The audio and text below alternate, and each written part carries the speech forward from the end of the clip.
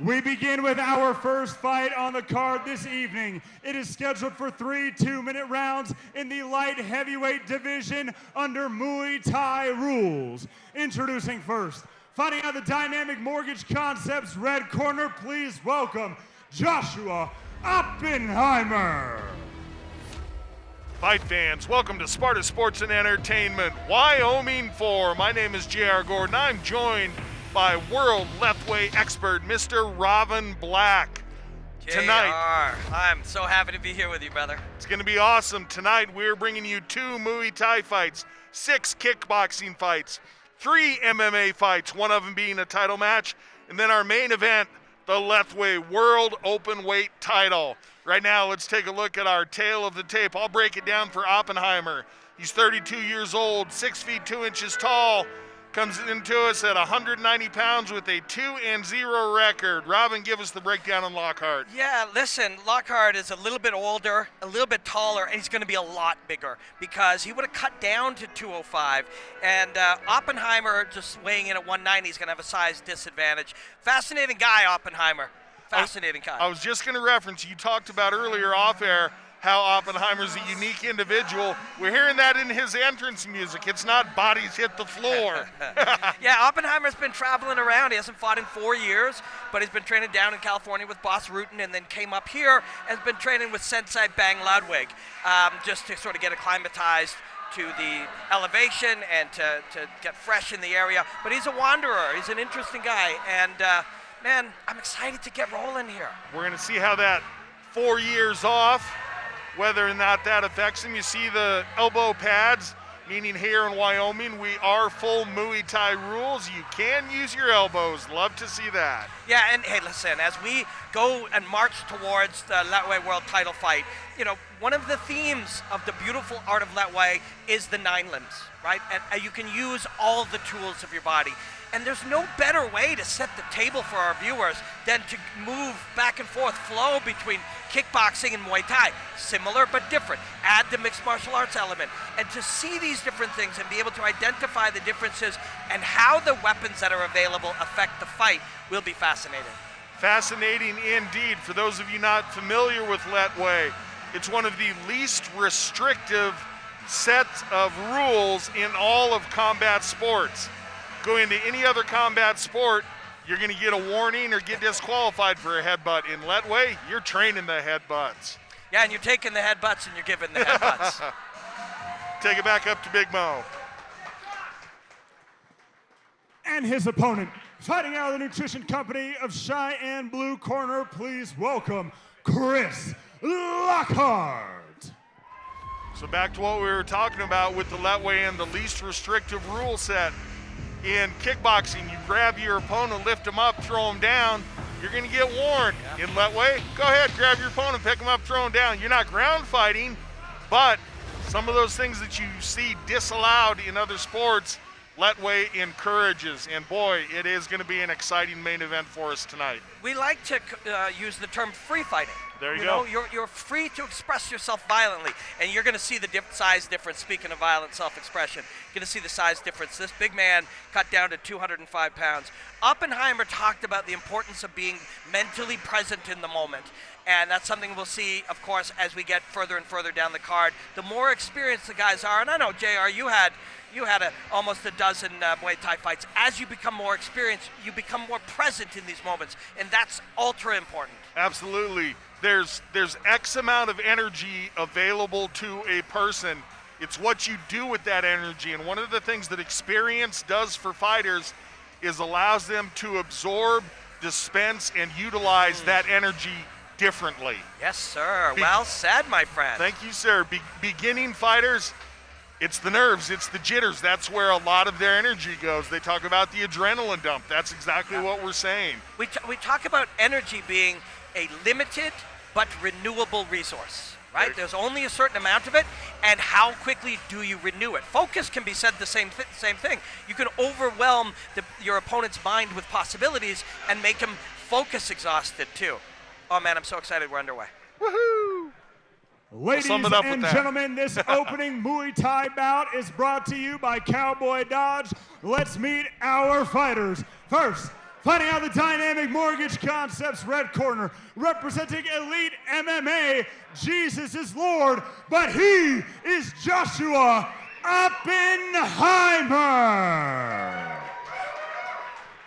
And his opponent, fighting out of the Nutrition Company of Cheyenne blue corner, from Englewood, Colorado, representing pound for pound Muay Thai, please welcome Chris Lockhart.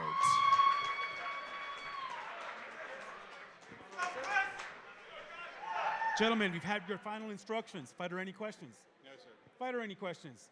Protect yourself at all times. Obey my commands at all times. Touch them up. Back to your corners, please. Oppenheimer with the red gloves. Lockhart with the blue gloves. Our third in the cage, Oscar Martinez. He's wearing the black gloves tonight. Here we go. If I'm Oppenheimer, I want to kick those big, meaty legs as soon as possible. Muay Thai action underway here at Sparta Sports and Entertainment, Wyoming 4. Well, you talked about big, meaty legs, and it's Lockhart putting those legs to use. Oppenheimer checked the first kick and then unloaded a bunch of his own. He's moving away very well. Size matters. Two very nice inside kicks by Oppenheimer. Size matters, but it certainly isn't the only thing. Yeah, Oppenheimer's moving very, very smoothly. Oppenheimer chooses an elbow in that clinch as well. Well, UFC former champion Dominic Cruz says there's no such thing as ring rust, and maybe Oppenheimer out to prove that for us tonight. Well, I mean, reality's a pretty malleable thing, right? If you believe it's real, it's real. If you believe it isn't real, and you can be free to come out like he's doing and be in the moment, which he said was his most important thing. Never feel more alive than when you're in there, that's for sure. Well, that's part of the beauty of it. You know, to people who sometimes would wonder why anybody would want to get in a cage and fight a human. And in this clinch, you can see, you know, the big knees, powerful knees from the big man. Why would you want to do this? In these moments, there's no bills, there's no politics, there's no girlfriend, you know, there's nothing. There's only these moments of combat. Lockhart, good job with his knees in the clinch. I love that choice by Lockhart to throw the front kick. And the elbow by Lockhart. I'm starting to see a little pattern here develop where we're seeing Lockhart want the clinch. He's wanting to be in tighter, utilize maybe some of what are his favorite techniques, being knees and elbows. Now off the arm with that kick. They're both fatiguing because of the intensity from the beginning. Just a couple of seconds left here. We're going to get treated to round 2. Oppenheimer, nice job with the trap and attempted sweep there to finish the round. After 4 years off, Oppenheimer now has a round under his belt. He went 5-4 in mixed martial arts, 2-0 in kickboxing, and split a couple of boxing matches. So he's experienced, just not all that recently, but now he's back in it. Deep breaths being taken by both. Oppenheimer, although you referenced he's been here for about 6 weeks, he is coming up from a lower altitude, so that could play into Lockhart's favor. Yeah. And here on the replay, we're seeing where Lockhart was starting to favor those elbows and working some of those clinch techniques. This is right after we saw him land a couple of nice knees earlier in the round. That told you a little miniature story of the fight. In that clinch, Oppenheimer controlled, 60-70% of it, but the most impactful strike was Lockhart's elbow. Oppenheimer's doing more, but of course, big, powerful Chris Lockhart, when he hits hard.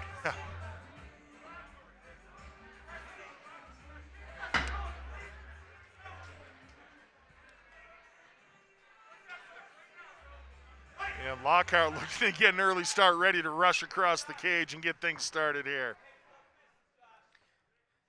When you look at a 2-minute round with a 1-minute break, it's 50% of the time you're fighting, you're recovering. And from a recovery standpoint, a good athlete should be able to recover a lot, and both these guys have.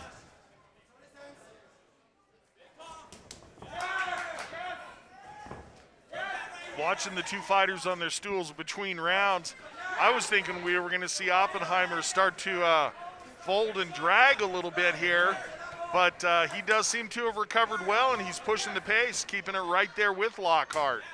Yeah, he certainly is. It's interesting, too, the spin into the spinning back fist there. you know, sometimes you get a simple narrative in your mind. The bigger man will be slower. He will tire faster. Maybe he's not as skilled. None of that is true. Absolutely. You know, none of that is true here. So what we just saw there with the sweep and dump, it does not count as a knockdown per se on the judges' cards as far as the scoring, but of course it shows the judges who was in control for that moment. And man, that is so brutal on your body to be hit with the floor and then have to pick yourself up. And it's a little mentally wearing as well. Yeah, you're hit with planet Earth. You know, that's a big shot. Like they say about wrestling, I hit people with the planet. That's right, and judo. And in this case, oh, that was a really, really effective shot. The knee straight up the middle. And there's another one. These guys both starting to wear the marks. This fight, big knee. Oh, shin nearly went up into the groin, but Oppenheimer is pushing his punches a little, and see the hands on the hips is an anecdotal sign of fatigue. So he is tired, no question, and a good choice by Lockhart to go elbow inside. Good flurry of knees there by Lockhart. Oppenheimer answers nicely. 10-second clacker sounded. We're going to a third. And mostly I want to know, did you just wake up hoping that you could say anecdotal this morning? Is that your word of the day? No, I got way bigger ones. Got way bigger ones ready. Oh, man, look, the look of fatigue, but joy. You know, these guys are doing what they were put on earth to do, what they've trained to do, what they've been waiting to do, and they're in it now. But these next 2 minutes are going to be violent. Both guys looking pretty fatigued, but we've got Oppenheimer literally bent over sucking wind. I was going to make note of that after the last round, but he came out and pushed the pace the entire time, so I'm not going to put too much onto it, really. That knee just piston up the middle. And you see just Oppenheimer, fatigue is making him push the punches just a little bit. And when he does, Lockhart makes really good choices. Low kick, elbow, he'll probably pull an elbow right here. There. Doesn't go through, but you can see it. You got a guy who's there and looks again. And boy, you saw Lockhart wince after they clashed shins. That really hurt him there. Yeah, I mean, I know you've had a lot of fights, my friend, but a lot of people don't realize that's probably the most painful shot of the fight. We see the punches and we see the kicks. Sometimes something is checked or blocked off the arm, and we think of it like a video game, like it didn't hurt. Of course it hurt. They just collided bone on bone with a full kick. Some of the most, and for viewers at home who haven't fought before, and that's most sane people, some of the most painful and impactful moments are just these clashes. Doctor's in to take a quick look at the swelling in the cut over the right eye of Lockhart. Starting to bleed a little bit. I talked about these guys starting to wear the marks of the fight, and that's what I was talking about was Lockhart's right eye starting to welt up. Oh, those kicks. Oh, good trade of kicks. Both of them. Oppenheimer just flowed right through that spin. He was really connected to that moment. And there again, you know, Lockhart's beautifully expressing it, but Oppenheimer's just flowing with it. Lockhart trying to score with the elbows he came through. That's why he missed. Had he turned it into a straight arm back fist, he probably would have had good contact, but wanted the more powerful elbow to be what he impacted with. You can see that these guys are tired, but you can also see they've made excellent adjustments. Lockhart smashing that leg early in this round now, taking the clinch, feeling his fatigue, and using it as a moment to slice through. He's making great choices. Lockhart tried for another sweep there. Good footwork by Oppenheimer to remain standing. Yeah, Lockhart's winning the, oh, that was a bad one. Oh, and a good follow-up elbow. Lockhart has found his battlefields to win. Outside with the low kick and inside where he can use his weight and smash up the insides, turn it in. You know what poutine is? Oh, yep. Oh, you do, because up in Canada, we say he's making his stomach into poutine here. There again. Oh, stabbing with the knees, rocking with the elbows. Lockhart going to work here late in the third. Oppenheimer showing his toughness. But man, this is a rough way to make a living. That's for sure. You don't get to pick what you're going to show when you make the commitment to step in here and fight a man. Sometimes it's picked for you.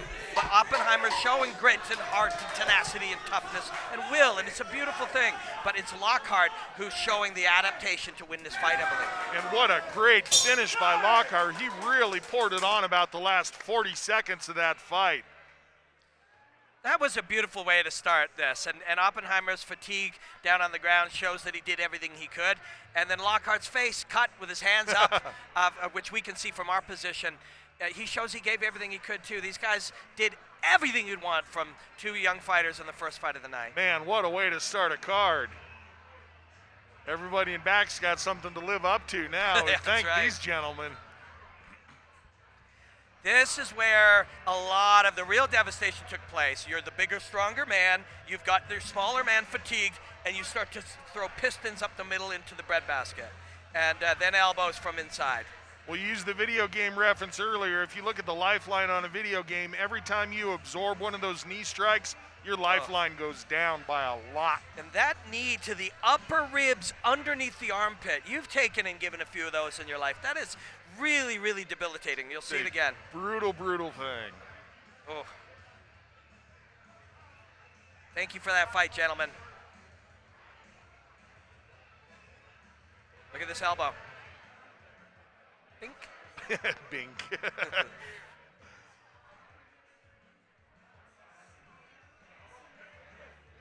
But look, Oppenheimer's still fatigued, tired, just been elbowed, and he's still looking to answer.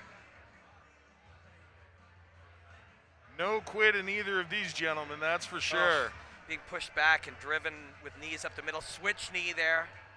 Pulling down on the back of the head, of course, extra fatigue and pressure on the spine. Excellent fight. Looks like Big Mo has the word from the judges. We'll take it up to him and make it official.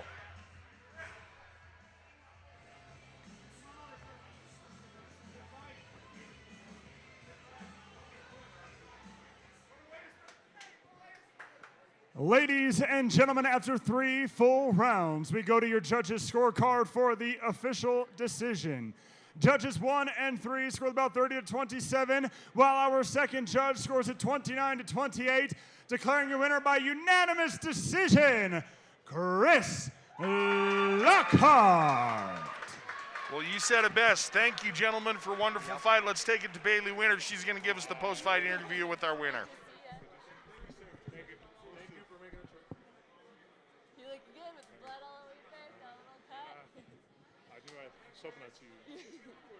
All right, guys, I'm here with your winner, Chris. Starting off this historic card with a dominant performance tonight. How's it feel to get the win? Oh, it feels so good. I trained so hard for so long.